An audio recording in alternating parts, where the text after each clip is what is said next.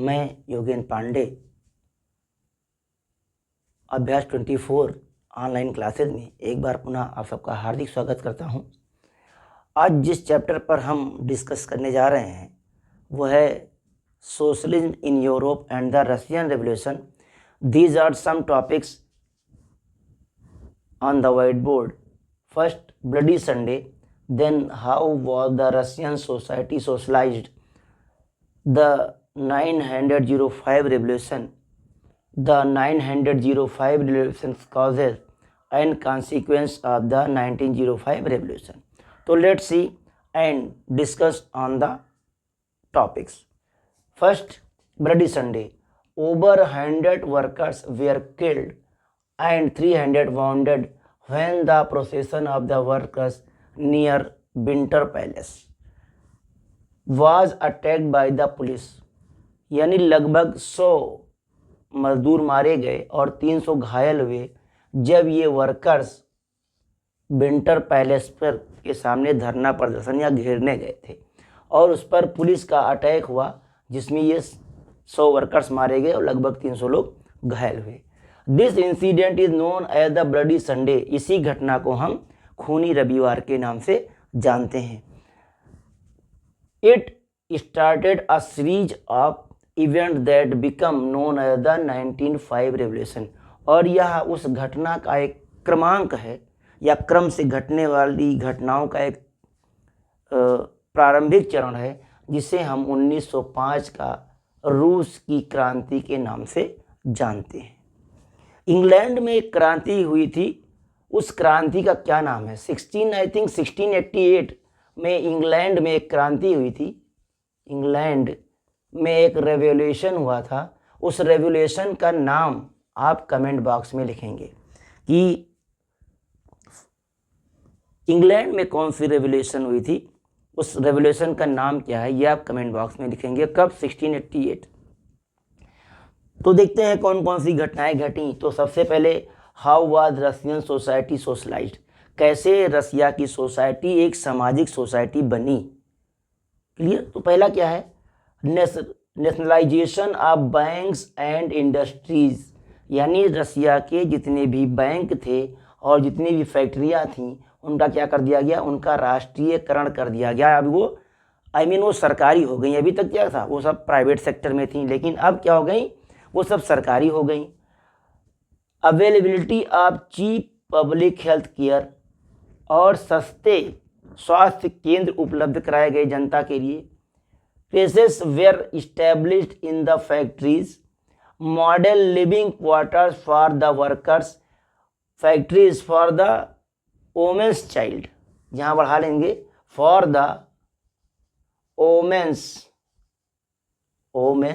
For the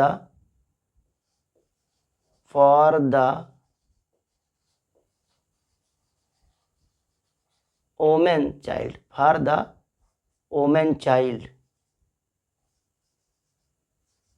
यानी ऐसी ladies workers जो फैक्ट्रियों में काम कर रही थी उनके बच्चों की देखभाल के लिए केरेक्स एक संस्था का निर्माण किया गया।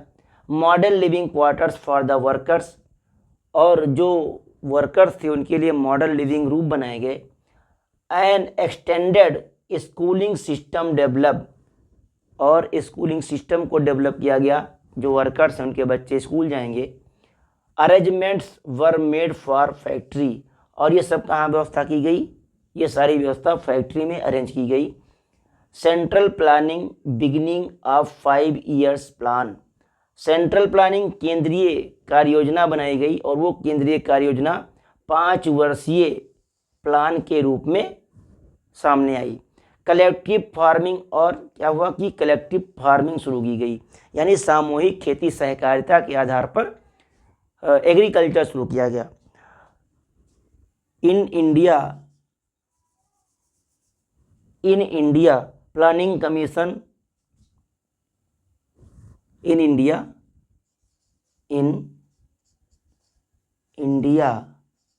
Planning commission was established in which year? Question है, इन which year planning commission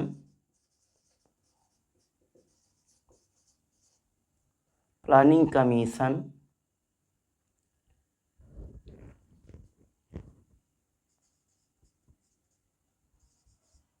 establish in India. इसका आपको आंसर बताना है कि भारत में किस वर्ष प्लानिंग कमीशन को स्टेबल किया गया, फर्स्ट टाइम किस वर्ष प्लानिंग कमीशन को स्टेबल किया गया, इसके विषय में आपको बताना है। नेक्स्ट क्या है, लिबरल्स इन रसिया। अब घटना क्या घटी 1905 की क्रांति में, liberals in Russia wanted the abolition of the autocracy of the tsar. यानी जो रूस के उदारवादी थे वो राजतंत्र को समाप्त करना चाहते थे, एबॉलिश करना चाहते थे, किसको, ऑटोक्रेसी को, यानी राजतंत्र को वो समाप्त करना चाहते थे। कौन, लिबरल्स। और किसकी राजशाही को, तो जार के तानाशाही को, राजशाही को उदारवादी समाप्त करना चाहते थे। 1905 में liberals and the social Democrats and the socialist revolutionaries along with the peasants and the workers revolted for the constitution। अब 1905 में हुआ क्या, ये जो लिबरल्स थे उदारवादी और जो सोशल डेमोक्रेटिक पार्टी थे और जो सोशलिस्ट थे समाजवादी थे और जो रिवोल्यूशनरीज थे क्रांतिकारी थे, उन लोगों ने साथ में मिल करके peasants and the workers revolt for the constitution. यानी कि जो peasants with the peasants and workers, यानी ये सारे लोग liberals, social democratic and socialist revolutionaries, peasants और वर्कर के साथ मिल करके कॉन्स्टिट्यूशन के लिए एक क्रांति की शुरुआत की। उन्होंने क्या कहा कि हमारे लिए एक कॉन्स्टिट्यूशन का निर्माण होना चाहिए, एक संविधान का निर्माण होना चाहिए। उसके लिए liberals, social democratic and socialist revolutionaries के लोग किसान और वर्कर्स से मिलकर के साथ मिल करके एक क्रांति की शुरुआत की।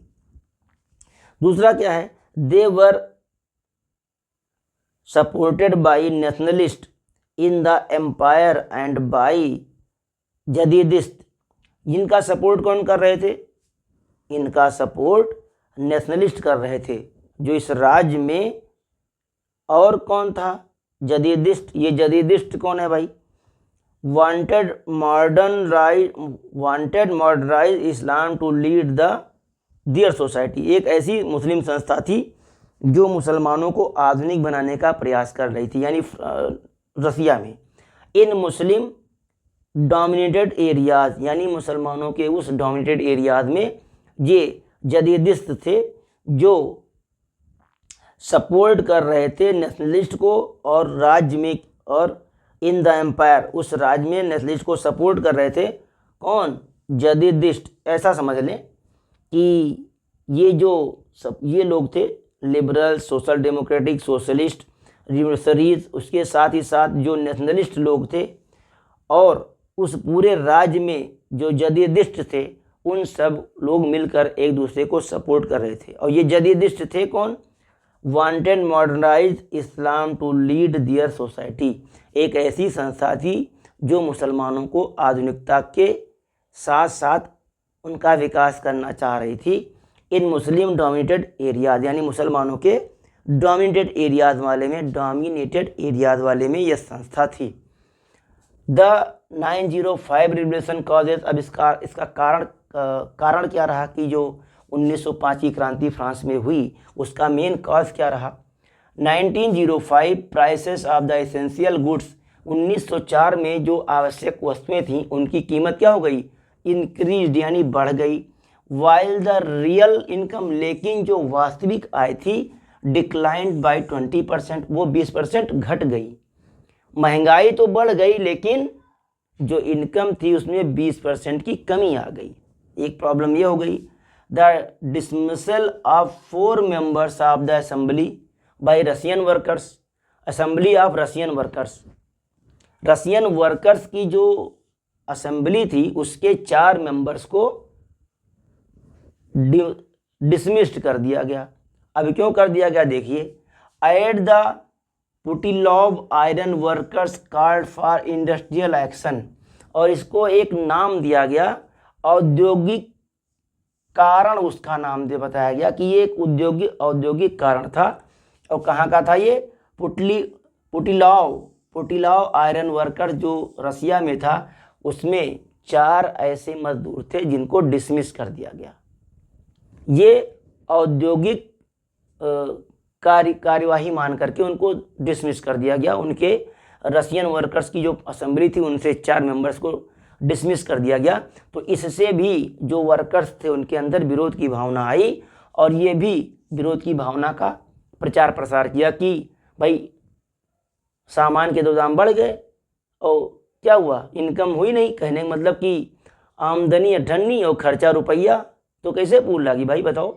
आमदनी अठन्नी और खर्चा रुपया तो ठन को पाले तो रही, कुछ पूरे न लगी।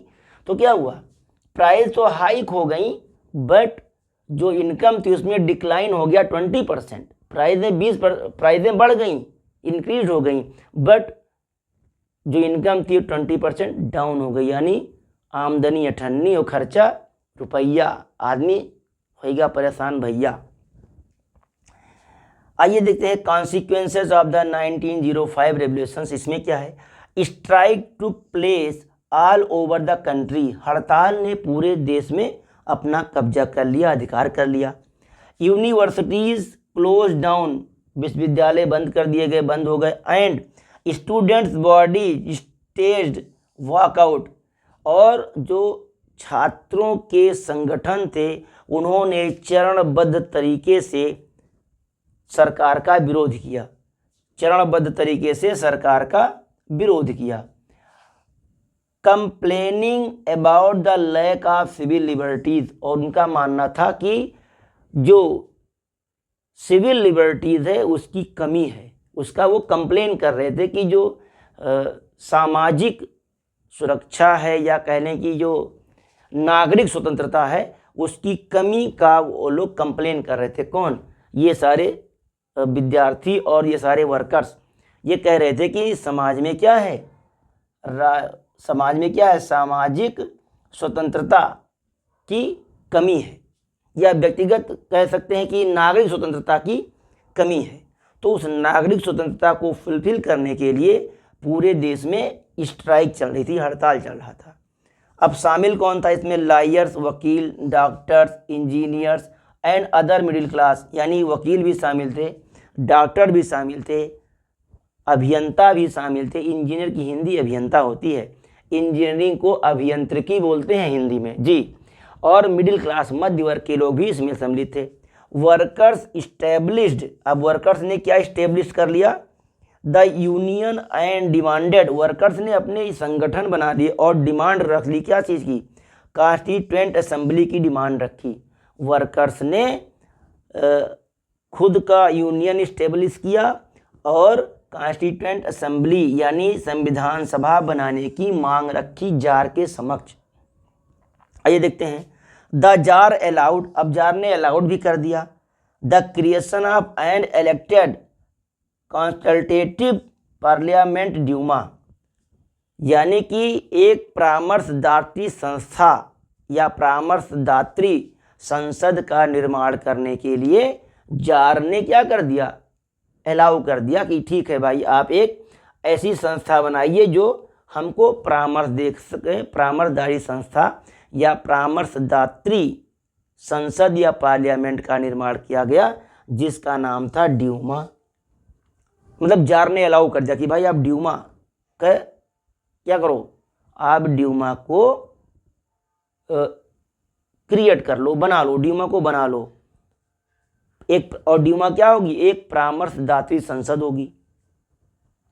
The tsar did not want any questioning of his authority और any reduction in his power, जबकि जार अपने शक्ति पर कोई भी क्वेश्चन और कोई भी प्रश्न चिन्ह नहीं लगाना चाहता था और पसंद भी नहीं करता था कि उसके पावर में कोई कटौती हो, उसकी शक्ति में कोई कटौती हो। He change the voting laws, उसने क्या किया? वोटिंग लॉज को बदल दिया। And packed the third Duma, और थर्ड ड्यूमा को किससे पैक्ट कर दिया? विद द कंजर्वेटिव पॉलिटिशियंस, उसने वोटिंग सिस्टम बदल दिया और अपने भौकाल को मेंटेन रखने के लिए कि मेरा ही पावर चलेगा, क्या किया?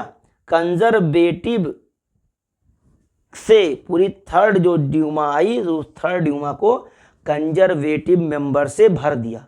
यानी कंजर्वेटिव का मतलब संकीर्ण विचारधारा वाले, पुरनकी विचारधारा वाले, वो है जमींदारी और नवाबी वाली प्रथा वाले, उनने कहा जाता है कंजर्वेटिव विचारधारा के आदमी, यानी जिसके अंदर पुरान सोच भरा हुए कि हम तो जमींदार हैं, हमारे 52 बीघा पुदीना बोरा, लाइक दिस टाइप से, तो खाए के लिए चटनी बाजार से लाओ, पुदीना बताओ थे बड़े बड़े जमींदार, अरे हमारे 52 बीघा पुदीना वो है, और चटनी खाए को होते तो बाजार से लाओ थे। तो वही कंडीशन इन लोगों की भी थी। ड्यूमा क्या है भाई? Duma means Russian parliament. ये क्या थी? रशियन पार्लियामेंट थी, जिसको जार ने स्टेबल किया था, वही आगे चल करके ड्यूमा बनी। तो एक छोटा सा टॉपिक, एक दो आई थिंक 1 या 2 वीडियो इस पे और आएगा, और मैं चाहूँगा कि ये सारे वीडियोस आप ऐसे लोगों तक शेयर करें, पहुँचाएं जो इसके ये वाकई जिनको इसकी रिक्वायरमेंट है। क्लियर? तो आज के लिए बस इतना ही, मिलते हैं एक नए एपिसोड नई विचारधारा के साथ। तब तक के लिए आप लोगों को बहुत बहुत धन्यवाद।